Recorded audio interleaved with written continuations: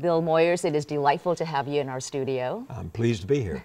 Well, I wanted to ask you about Bob Mueller. This week, former FBI Director Robert Mueller was appointed as special counsel to investigate Russian meddling in the 2016 presidential election. How significant is that move? You could not have picked a man with greater credibility among the FBI agents with whom he once served and whom he once led, among members of Congress, Democrats and Republicans, who respected his integrity when he was testifying and working back in the days he was FBI director, or with the general public. I think there's a perception that this is a man we can trust with this incredible challenge. Obstruction of justice? Do you Yes. think there's a basis for that here? It's too early. I suspect there is, from the behavior of the president and from the stories that have come out. But before you begin impeachment proceedings, you need to really have the evidence. And that's what I think we will now get with Mueller as head of as the independent counselor, and from Comey himself when he is finally called to testify before Congress, which other journalists and friends of mine, former FBI agents, tell me he really wants to do. I wanted to also ask you about your tenure as a press secretary in the White House for Lyndon B. Johnson. It's been 5 decades since you've done that. And how would you say the role has evolved over that time? I mean, we watched Sean Spicer, and sometimes you actually feel sorry for the guy. Yes, I'm sure some people felt sorry for me. I hope they did. Well, it was a long time ago, and I was only 2 years as press secretary. My first 2 years, I was responsible for the domestic policy, and the president went through a couple of press secretaries, and he drafted me against my will. But you did not want that job. No, I loved what I was doing, working on the Civil Rights Act, the Voting Rights Act, the War on Poverty, the higher education and secondary education bill, all of that. I loved that substantive work. The press role is very difficult, and I'm afraid my credibility was such that I couldn't believe my own leaks because I would get caught and trapped in information I didn't know about. The stories were developing as I was trying to answer questions about them, and I often didn't just say, well, I don't know. I tried to fudge an answer. My father, when I became press secretary, an ordinary working man in East Texas, sent me a telegram. Bill, tell the truth if you can, but if you can't tell the truth, don't tell a lie.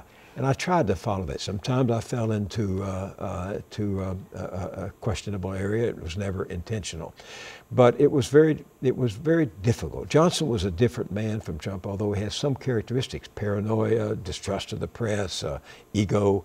But he was a different man. He understood government. He wanted us to relate the important information to the press. And there were far fewer media outlets and more traditional media outlets than there are now. Now, as you say, you've got social media, you've got the conservative press, the right-wing press, you've got Breitbart, and all of those competing forces that make it hard to sustain a coherent story. You know, we have access to more information now than ever before with the advent of the internet, but that also means greater access to fake news. So how can we as journalists combat fake news?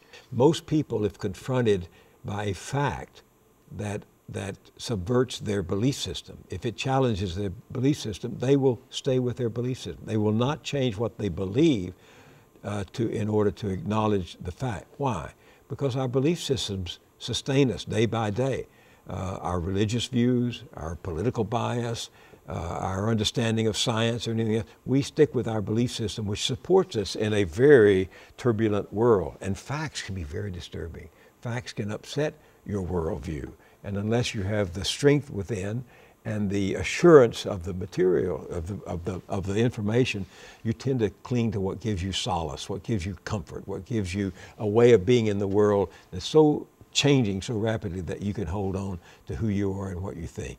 That's human nature, but we have to keep, as journalists, being so insistent that what we're doing is grounded in evidence and reality, that people in time learn to change their belief systems to fit the reality. You were accused in the past of liberal bias, leaning too left, and now we have a situation with the Trump administration where once again those types of accusations are being leveled against the media. Do you see similarities here?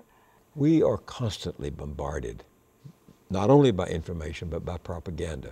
Every ad we see on television or in the newspaper is propaganda. It's telling what benefits the buyer of the advertiser. By the advertiser. Journalism is much the same way. My complaint with left-wing journalism or right-wing journalism is that it arranges the facts to fit its ideology. Both of them do. But conservatives have developed a vast machine for propaganda. What they do, and I pay a lot of attention to, I've done documentaries on this, what they do is to organize their event, their information, to perpetuate their propaganda.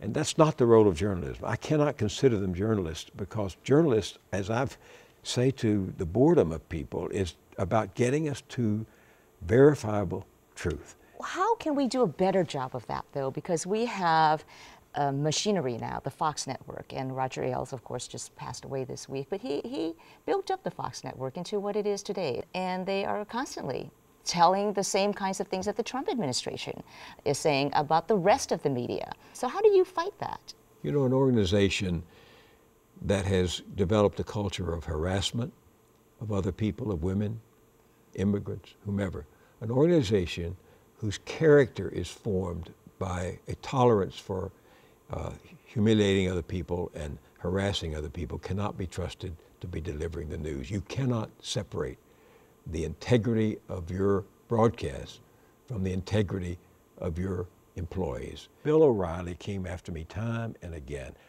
with a pack of lies. I kept calling and writing him and saying, come on my program and let's discuss this. Let's have an honest discussion about what you're saying. He would never do it. He was a bully hiding in his bunker at Fox News. And Roger Ailes created a series of impenetrable bunkers for people who were attacking the rest of the country with impunity. Isn't there room, though, for conservative viewpoints? Absolutely. For network devoted to conservative viewpoints? Absolutely, but conservative, I see no conservative principles operating within Fox News. I see a destructive tendency and a bullying that goes on within and without. I wanted to ask you about the audit by the chair of the Corporation for Public Broadcasting back in 2004. And basically, a company was hired to analyze political guests on NPR and PBS shows, including your show, Bill Moyers Now. He was looking for liberal bias. How did you respond at that time? Well, I am a liberal. I am because I believe we can do more collectively together to improve democracy than we can individually, that we need to work together on some things we cannot do. That makes me a liberal. I am a liberal. I served in 2 Democratic administrations, the Kennedy and Johnson administration. But a liberal, a Democrat, like a Republican and a conservative, can still do justice to the integrity of the news. I believe that our job as journalists is to get the audience as close as possible to the verifiable truth. And this gentleman was a partisan Republican, very loyal to Karl Rove, who did not like what I was reporting on there. I was trying to tell what was happening in Iraq after the war on Iraq. I was trying to put on people who had a different opinion than the alternative, than the official reality. I don't want to let you go without asking you about your new documentary as well, airing on PBS. It's called Rikers, an American Jail. It's about New York City's largest jail. We hear directly in that documentary from the men and women who have been incarcerated. Why did you decide to make this film?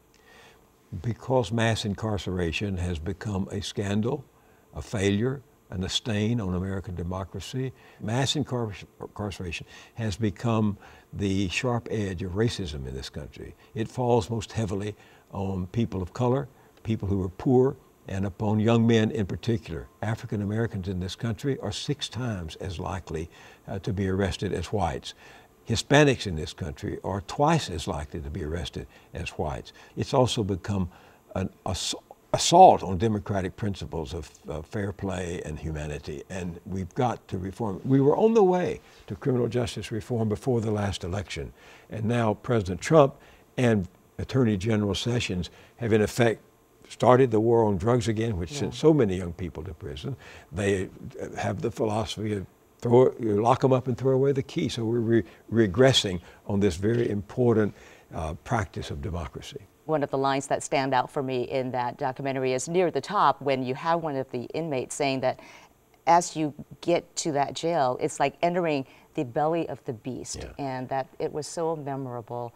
Bill Moyers, thank you so much. The documentary, Rikers, an American Jail, airs on KQED on Monday at 9 p.m. And we appreciate so much your taking the time to be here with us. Well, thank you for this opportunity.